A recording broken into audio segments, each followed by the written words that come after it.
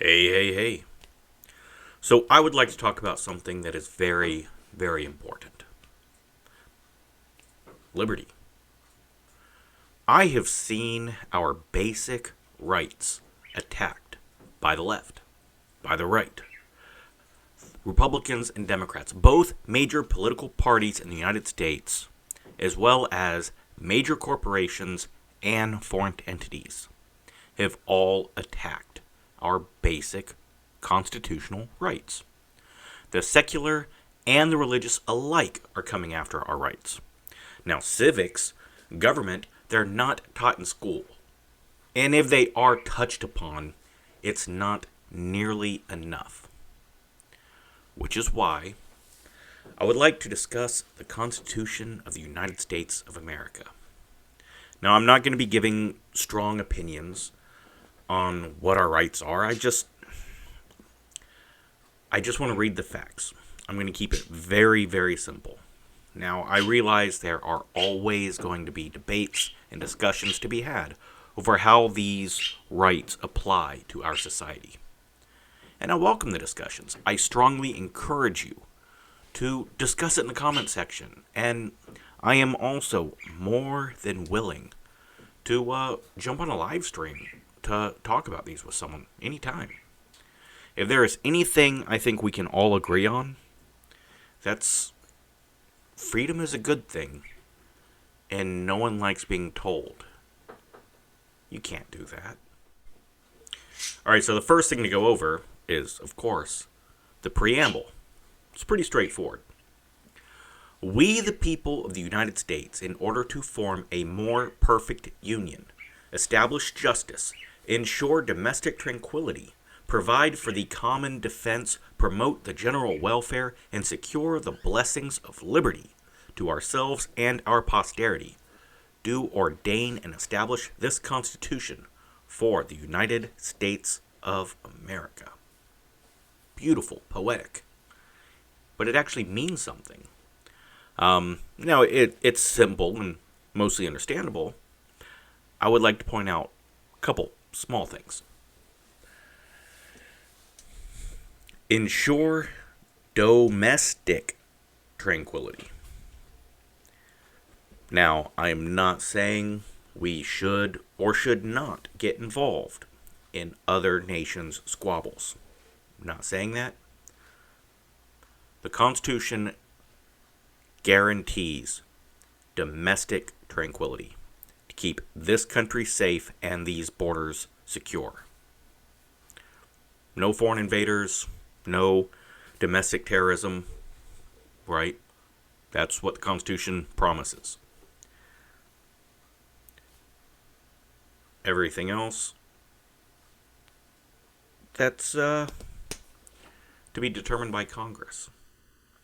Also, liberty for ourselves and our posterity. I think that's a good thing to point out. It's not just the Founding Fathers got the freedom. No. The freedom goes on. It goes on to our children and our grandchildren and our great-grandchildren. It's important that we protect liberty. One thing I gotta say, I'm a big fan of freedom. Alright, so this one is a doozy. Now I'm just going to read the amendment as it is, then try to break it down a little bit. The First Amendment. Congress shall make no law respecting an establishment of religion, or prohibiting the free exercise thereof, or abridging the freedom of speech, or of the press, or the right of the people peaceably to assemble and to petition the government for a redress of grievances. Beautiful. So let's break it down. Because, man, this one is fought over a lot. Alright. No law respecting the establishment of religion or prohibiting the freedom to do so. Alright. Gotcha. No law or government entity can establish a religion for that entity or anyone involved. Right? County Clerk's Office. The office does not have a religion. You, working in the office, you might. When you clock out and you go home, great. When you're representing the office, no. Let's just say you're the county clerk and you have a strong opposition to same-sex marriage. Okay, Kim Davis. No one is forcing you to do that job.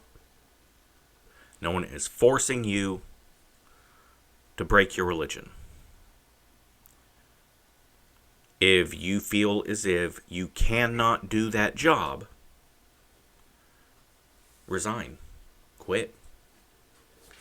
$80,000 a year in a county where the average income is in the low 40s?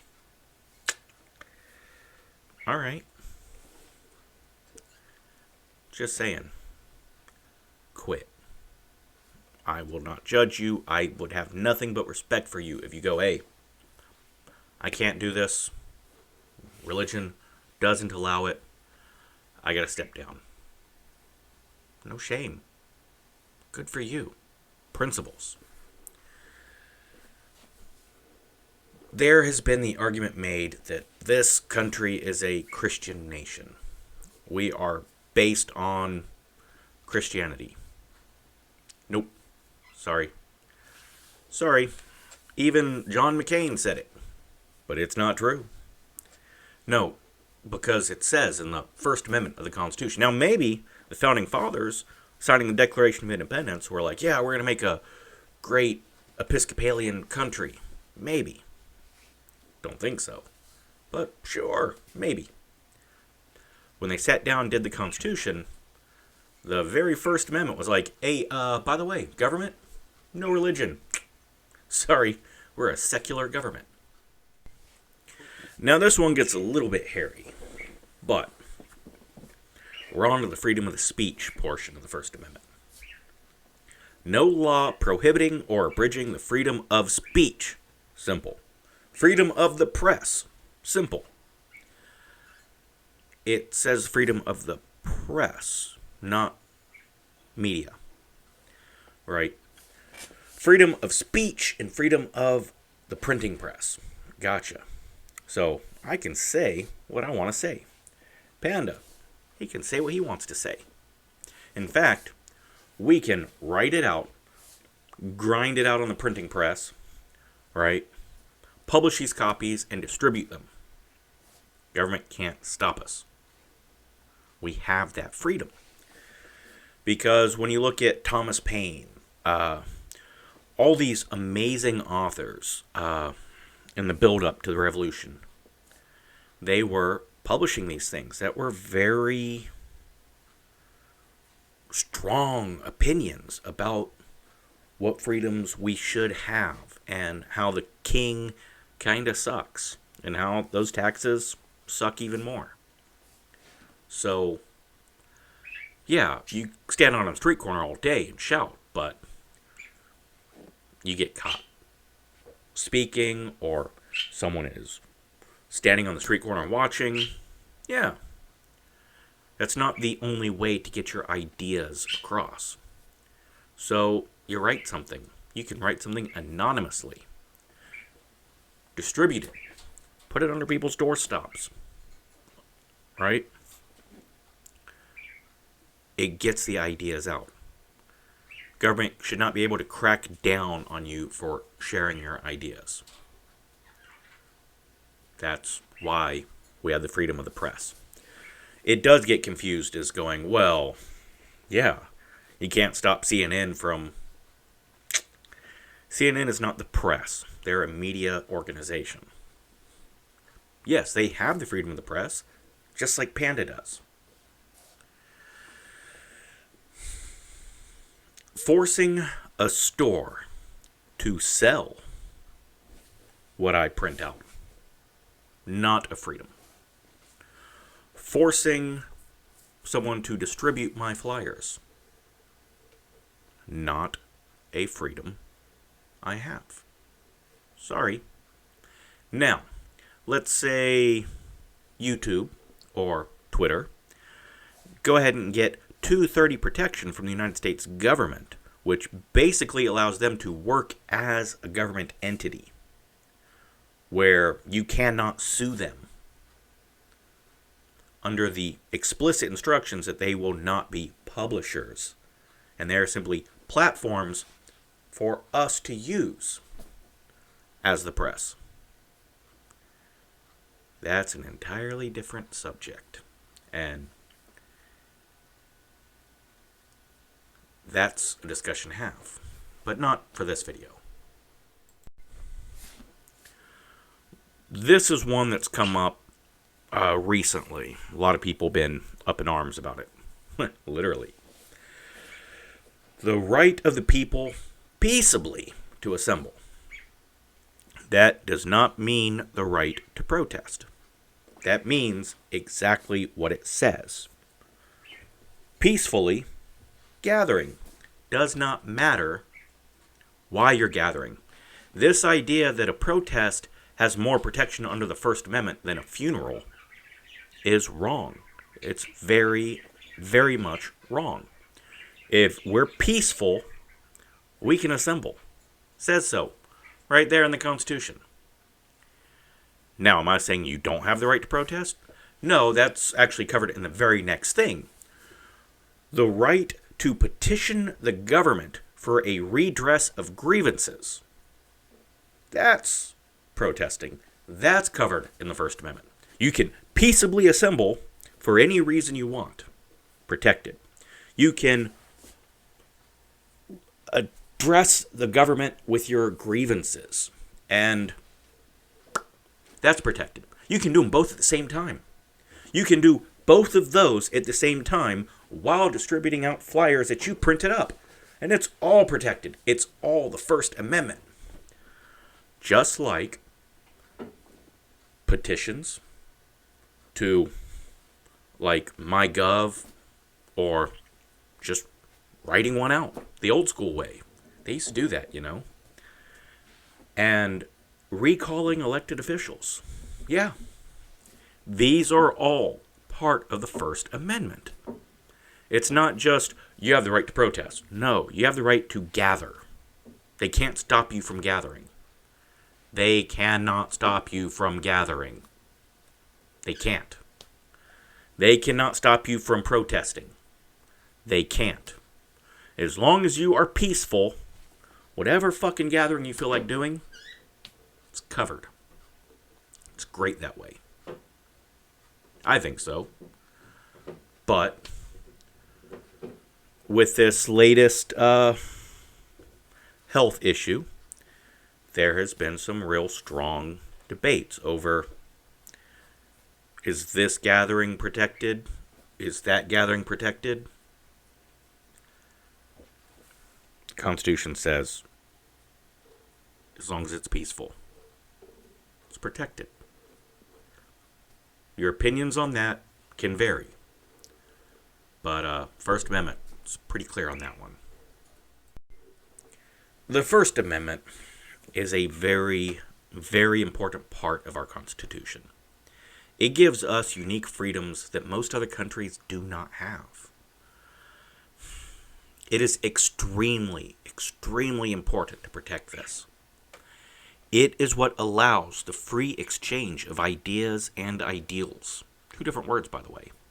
One with the L, one without it. Sorry. Look, I don't have to agree with you. You don't have to agree with me. I don't even have to like you. Even though you like me, right? Panda likes me. Sorry. I don't want anyone silenced. I don't want anyone to not have the freedom to practice their religion, the freedom to shout out their ideas. No matter how dumb your idea is, you should be able to express it. I don't like people being silenced. At all. Anyone. Even if I hate your guts and think you're the dumbest person in the world, I still don't want the Young Turks silenced. So thank you so very much for watching this video. I really do appreciate it. It's a little bit of a nerve-wracking video to make. I want to go through all the amendments.